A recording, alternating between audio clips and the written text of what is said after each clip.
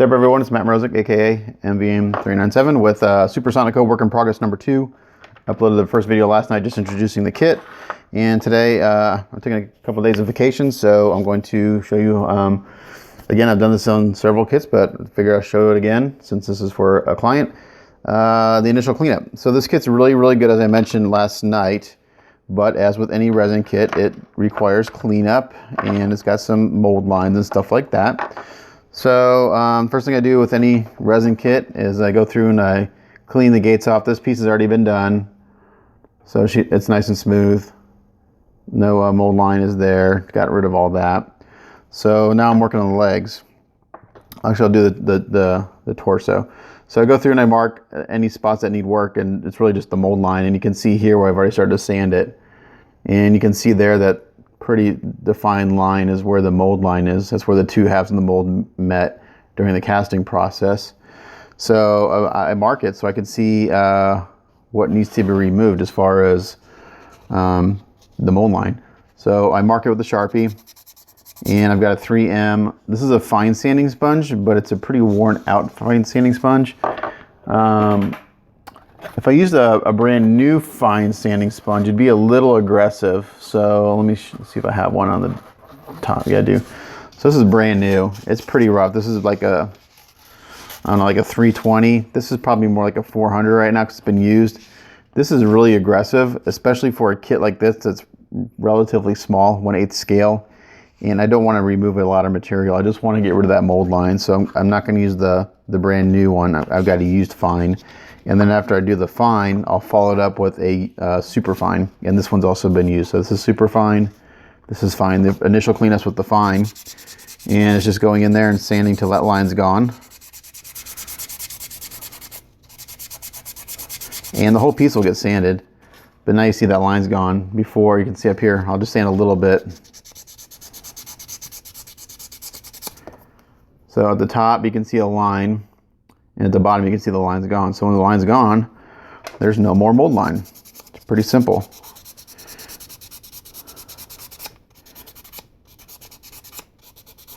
And I'm using a sponge because it's a curved surface. If it was a flat, like I got 400 grit sandpaper over here, and I'll use this sometimes, but on a really smooth curved surface, I stick with the sponge because it conforms better.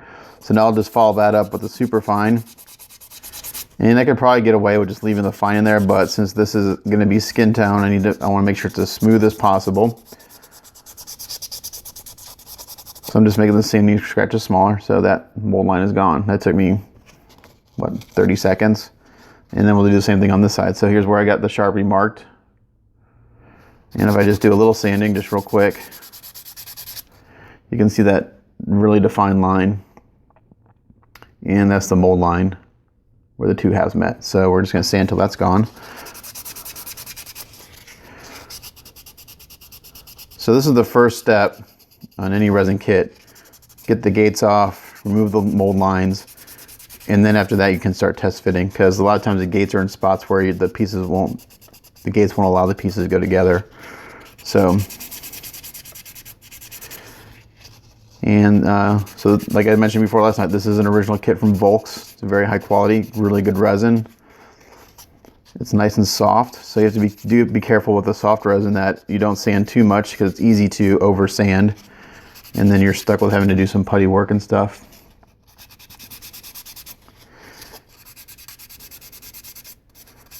All right, so it's all gone. Now I'm going to finish up with the super fine.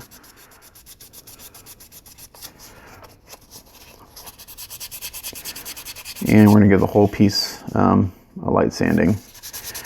What this does is it just gives helps clean the resin, and it also gives the primer some tooth to stick to.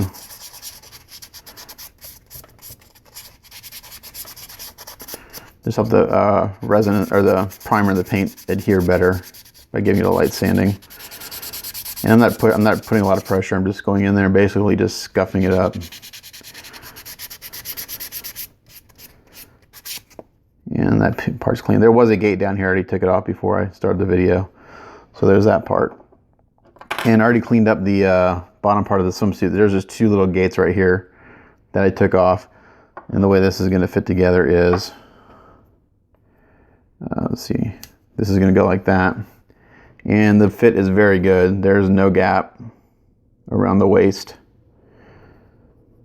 and then this piece will come in here like this. So there's the top half, kind of dry fitted. This will get a pin right there and a pin there. So I'll clean up a little bit on the leg, and then I'll go ahead and pin those two pieces, and I'll show the pinning process. Like I said, I've done this before. This, like, I've already done a little bit of sanding, but I went ahead and marked the seam line again, and I'm going to go ahead and make sure it's all gone. So again, even though I sanded it before, you can still see there's a line there where the molds were. So that's why you use a Sharpie or something to kind of mark it, because you can't see it, you know. And even on especially on the lighter the color of the resin, the harder it is to see any of these imperfections. That's one reason I kind of like a gray resin, or even that yellow resin that like my 1/35 GP03 is in, because it's, when you're sanding, it's much easier to see imperfections. The white resin and this peach colored is hard to see those imperfections. And we're just going to go ahead and see. I'm not putting a lot of pressure. I'm just putting enough pressure to. I don't want to misshape the piece. So I'm just, you know, light pressure. And again, this is a used fine sanding sponge. If this was a new fine sanding sponge, I'd be taking off a ton of material, and I don't want to do that. That may be okay on a bigger kit, but on something like this that's pretty delicate with fine details, you don't want to do that. But I like these because you can fold them and mold them to the shape that you're working. So we're just going to work our way around that mold line. And that's good there. Now there's a little tricky spot here. I'll break out a different tool to show you that I like.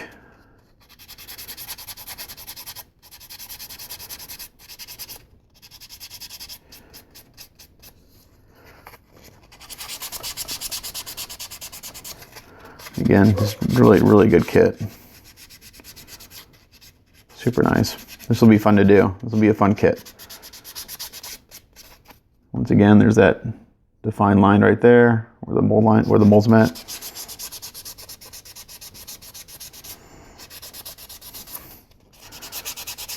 Okay, so now I'm in a spot where I really can't get my sponge into.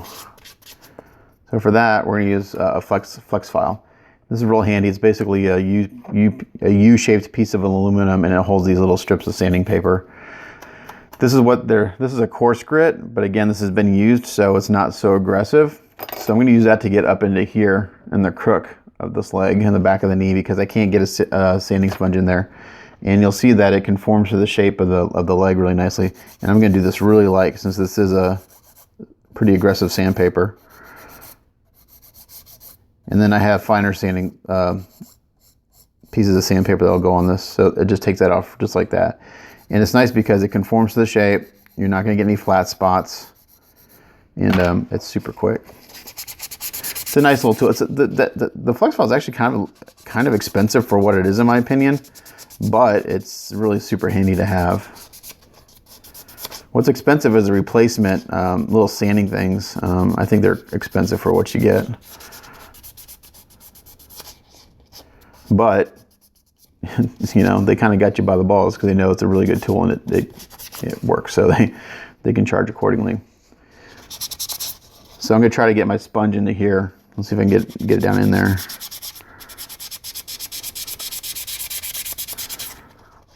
If not, I may have to get some 400 grit sandpaper folded up really small to get in there. I'm not doing a lot of times I'll use my blade and I'll scrape the mold lines. I'm not doing that on this figure because it'll create a flat spot, and we don't want flat spots.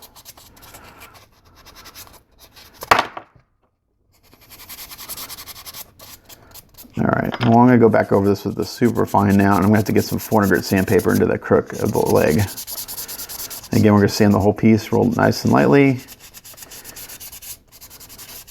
and prep for primer.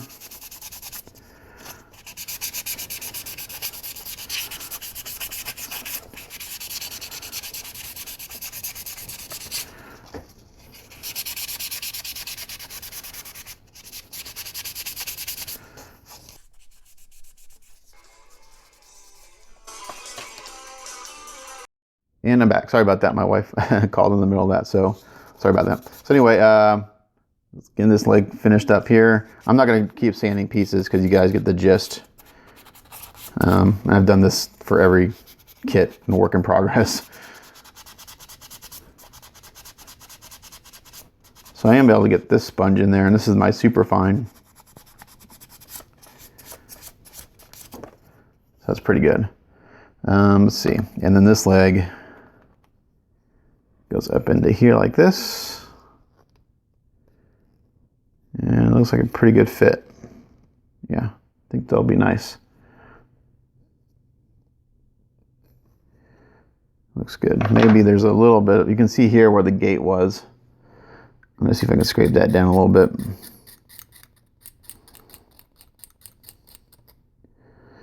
So in this instance, I am gonna scrape instead of using sandpaper.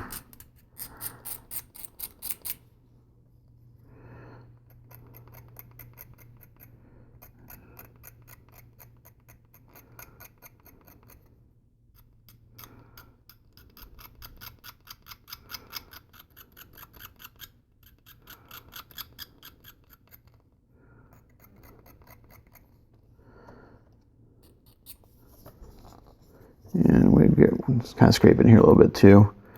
Where the mold line is, you're not going to see it, but just want to make sure that I try to get rid of any gaps as much as possible. All right, I think that's looking pretty good. So again, this leg will get a pin and it'll pin into there, and they have they're marked already for you, so I can go ahead and drill a hole. Yeah, this is a 3/32. It's a pretty big pin, pin, but we're gonna go ahead and do it. It's kind of my new favorite size because I like the 1/16 too, but it's a little too flexible sometimes. 3/32 is pretty solid. So do that, and then they've got the hole marked already here, so I don't have to use my blue tack trick. They already have it marked. And my experience with these is that they're accurate. And I don't have to go real deep. This kit is really not heavy. This is just to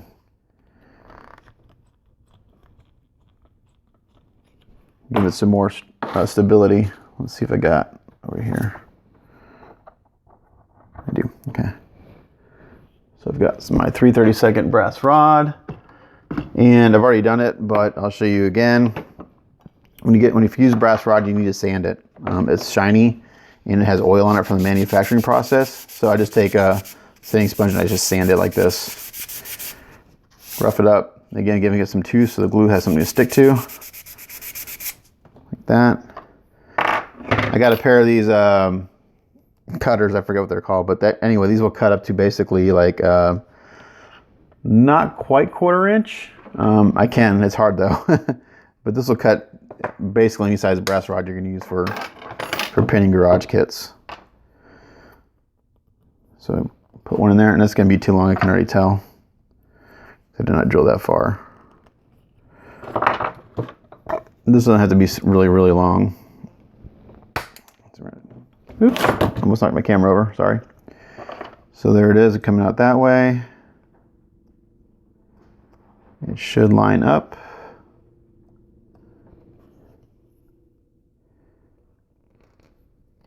And perfect. Just like that.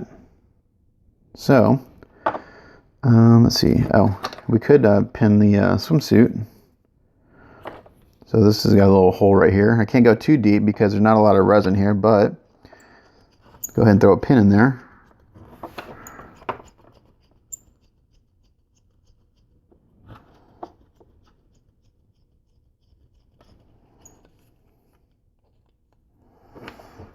Just like this. And for the really big kits, I use a drill. This kit's so small that I would go through this really, really quick. So I'm using my pin vise. And then I'm gonna take that out. It fits really good. And then there's a hole here marked, so we're gonna drill that.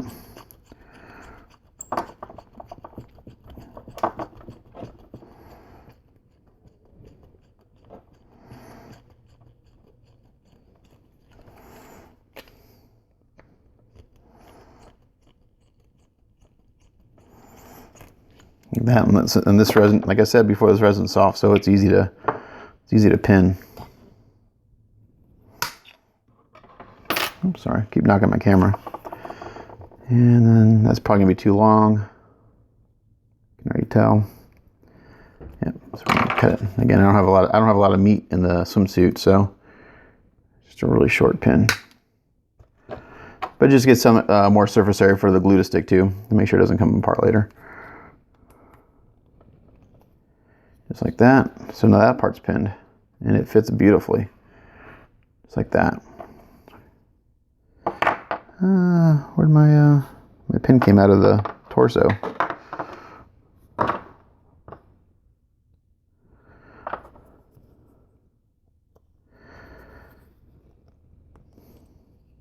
So there's that. So that's all I'm going to show for now. I mean, I showed you some pinning. I showed you how to clean the mold lines. I'll go ahead and probably pin the legs here in a second. Actually, I could probably pin them now if I wanted. They fit really good. Yeah, might as well do it since I'm doing this video. It'll be not a real long video, but I get a lot of questions on resin building. So there's a gate on top of here. I'm just gonna file that off.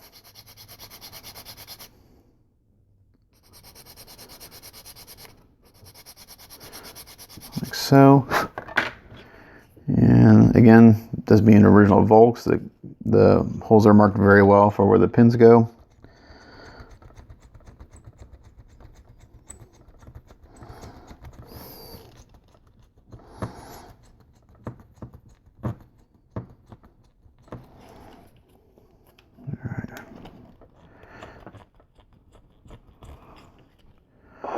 So they're really good.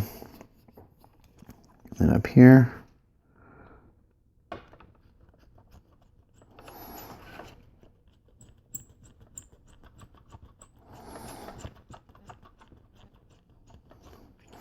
And if the pin's off a little bit, and when I go to put this in, what I'll do is I'll make this hole that I'm drawing right now, I'll make it like a little bit bigger. That way when I glue it, it's got some adjustment room. If your pins aren't lined up exactly and you don't make the holes a little bit bigger, it's a little harder to get everything to line up. So let's see, if I put this in there and it's not exactly lined up, I'll make that other hole a little bit bigger so when I glue it, there's some adjustment room. Let's see how he did. All right, it's not deep enough. I'm gonna keep those pins pretty long since these are the legs.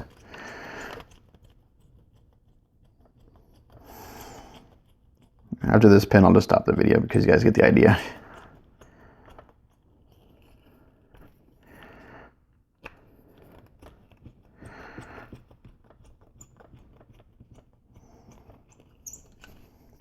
Let's see. Let's see if that did it. Yeah, so you can see here it's not quite lined up perfectly. Oh, there we go. I'm just gonna go ahead and cut this pin a little bit.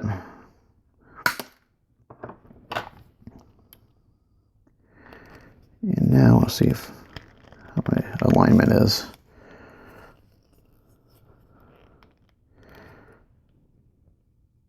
So this leg will need a little adjustment on the pin, but it's pretty much in there. You can see I got a little bit of a gap right there.